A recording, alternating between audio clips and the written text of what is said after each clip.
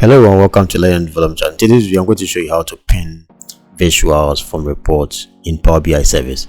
So this is our dashboard. I'll leave this sample in the weekly tips, and also I'll leave it in the description, YouTube description, so that you can have access to this sample.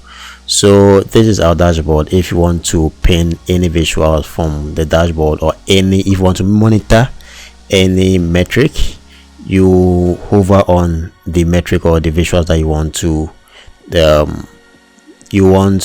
to pin. So I want to pin headcount by service year.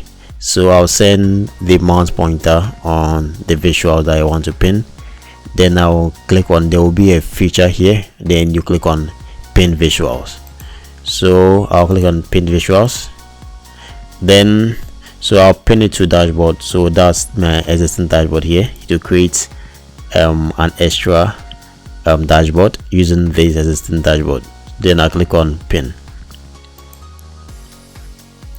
So I click on go to dashboard. So this is the visuals that I pinned from the previous dashboard. So if I wanted to monitor this metric, have a critical look at it, then it will be very easier for me. So I'll leave here so that you pass it on. Goodbye.